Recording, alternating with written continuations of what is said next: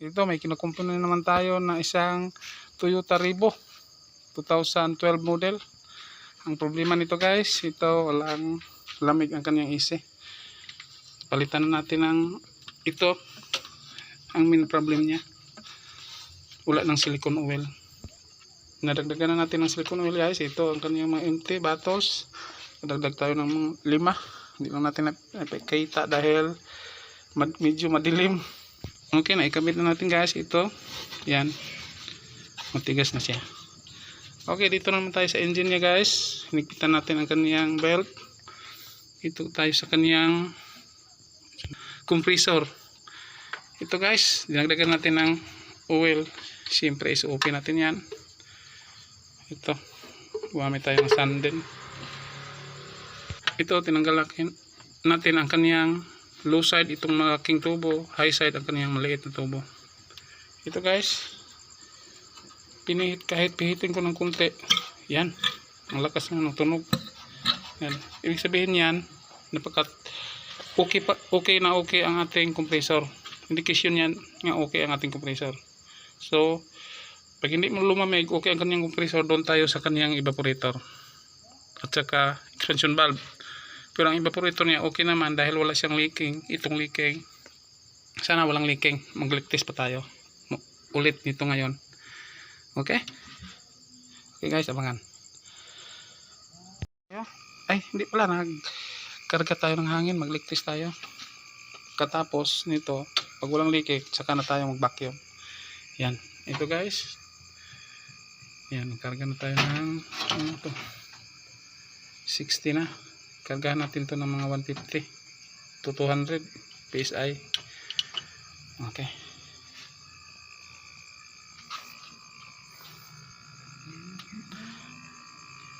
So guys, sunod lang kayo sa vlog ko guys. May content ako doon na kung paano gumawa nito. Galing to sa sira namin na refrigerator. Okay? Search nyo lang yung Burns car aircon, may in-upload ako doon. Okay guys, ito, karga na tayo. Tingnan natin ilan ang nakarga natin. Nasa 150 na tayo. Yan, mukhang walang leaking to. Sana walang leaking. Pabutin natin to ng mga 180 to 200. Okay. Okay guys, kinagahan natin to ng 170 PSI. Sana hindi bumaba. Pag bumaba may leaking. Habang naghintay tayo ng bubaba to guys, lagyan natin ng sabon dito sa sponge para makasure tayo na may leaking ba. Ito guys, dito ang tinanggal natin. Yan.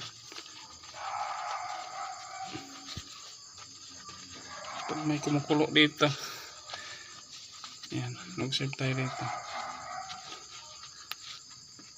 Kabila naman sa kaniyang high side.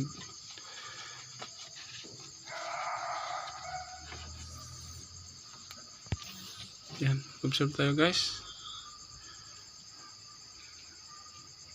Yan, wala. Okay, dito 170, sana hindi bumaba. Okay, wala pa rin. Okay guys, di siya bumaba. So, mag-vacuum na tayo. Pinagahan natin to ng 170 pa rin hanggang ngayon. Okay, walang leaking dito. Dito lang tayo nag-touch kanina. Dito lang ito ang ating tinanggal kanina. Wala siyang lumas na mga hangin dito. Walang bumubula. Yan, okay siya. Okay, vacuum na tayo. Palabasin muna natin tong kaniyang hangin. Dito tayo sa blue, magpalabas ng hangin guys, para huwag dito sa high side dahil sumama ang oil dito, compressor oil. Pag dito ka nagpalabas ng hangin, dito ka sa blue, sa low side. Yan, kulay blue itong low side, yung malaking tubo. Okay, hintayin natin mag zero to.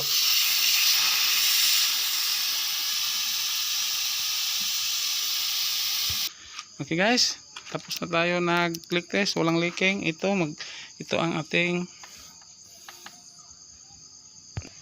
discharge, ito ang kanyang suction. Dito tayo sa suction niya, guys. Dito tayo mag vacuum. Yan. Okay. Tapos open tong dalawa, high at saka low. Yan.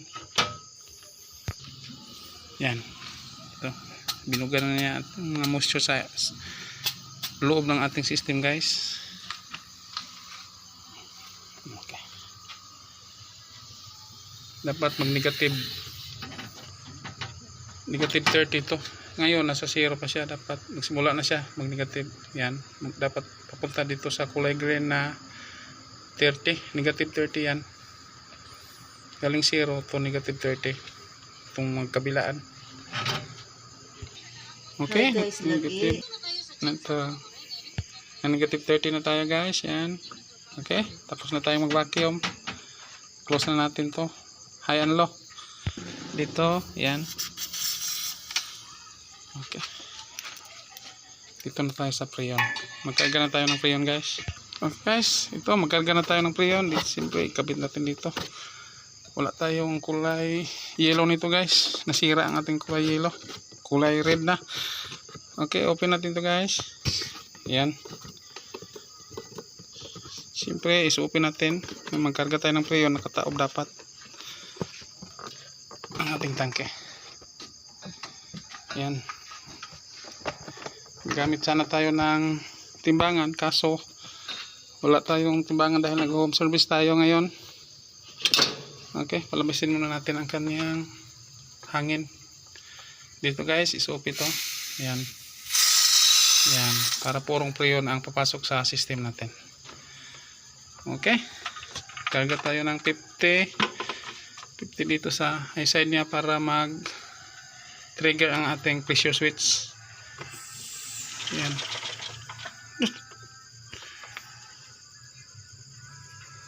Tuyok siya. Tuyok siya.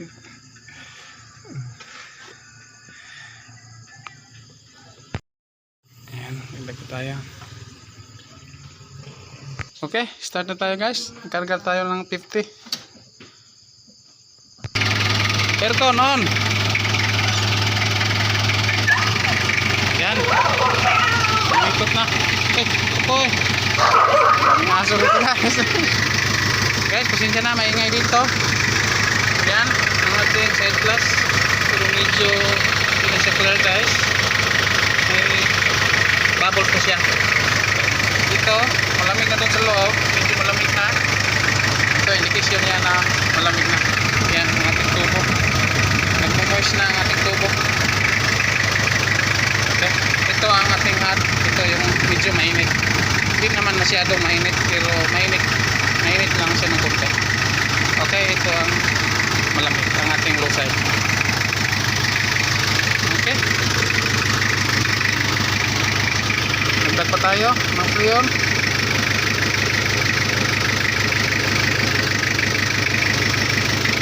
Yan, ganda pa ng pressure natin. Nasa 40 pa siya. Yung iba nito, sa edad nito, nasa 50 na ang kanyang low side. Dito, patok, maging 30 pa to.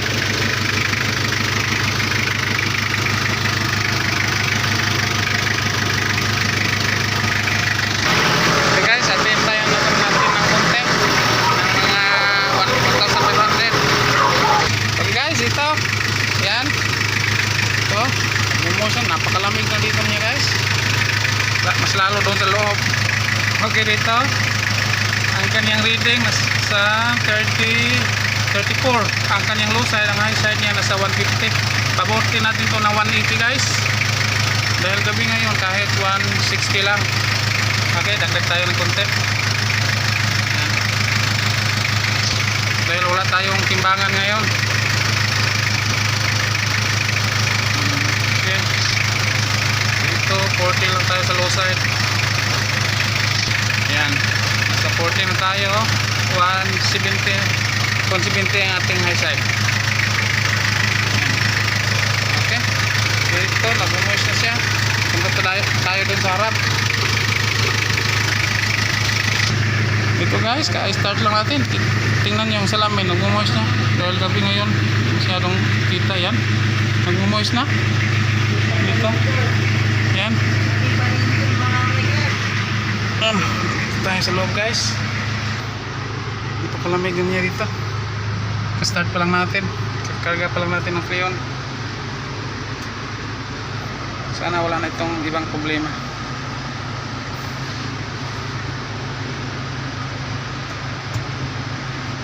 Ito ang setting niya guys. Dito tayo sa recirculation mode. Pasensyaan nyo ng kamay ko guys. Napakadumi. Kung sabi nga nila na dirty hands, clean money. Okay guys, ito dapat naka-pull na lang to. Tapos nito nasa papuntang mukha natin. Yan, papuntang mukha. Okay. Yan, circulation naka-number, naka-medium tayo. Okay, doon sa likod naka-on din.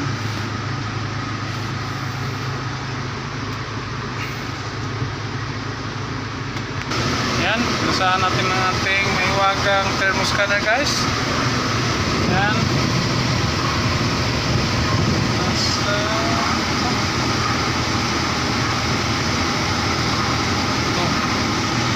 Sana mag-negative.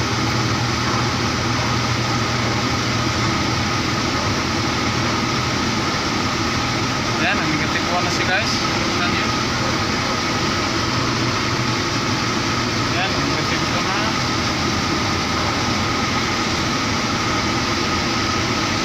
Negative 4. Negative 5 lang. Yan, negative 5 lang kailangan natin guys. Para bastante na tayo sa ating ginawa. Kampante na tayo sa ating ginawa. Yan, lumampas na siya. Yan, negative 7. Okay, kita nyo guys. Yan, marami, nag-umos na. Napakalamig na niya dito sa loob. Ginaginaw na tayo. Basang-basa tayo sa pawis. Ito, maging tuyo ito ngayon. Kasakit tayo nito guys, dahil sa sobrang lamig.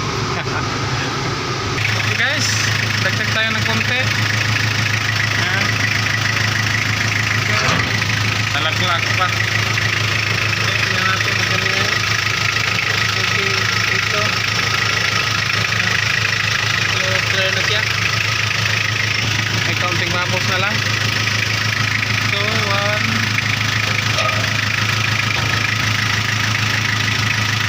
Okay guys, ito. Final tayo. Ayan. Shoutout kay boss, tata, kay madam. Ay madam, ito yung may-ari guys. Yan madam. Okay. Ito, napakalamig na doon sa loob guys. Ito yan, kita nyo, nag-moist na siya. Basang-basa na. Ito, maganda yung tubo. Okay, ang isa niya medyo mainit lang. Okay, tagalin natin ito guys. Okay, close. Nag-off lahat. Yan, nag-automatic na siya guys. Kita nyo. Hindi na siya umikot. Stop na siya. Hintayin natin umikot yun guys. Pag mainit na ang ating, medyo mainit na, mag-trigger na ang ating thermostat. Okay? Hintayin natin guys. Yan. Umikot na guys. So, gumagana ating thermostat. Wala tayong problema sa kanyang thermostat. Okay? Nag-automatic pa siya. Okay, hintayin naman natin na mamatay ulit. Okay, mag-off siya. Yan. Stop na siya guys. Kita nyo. Okay. Automatic na siya.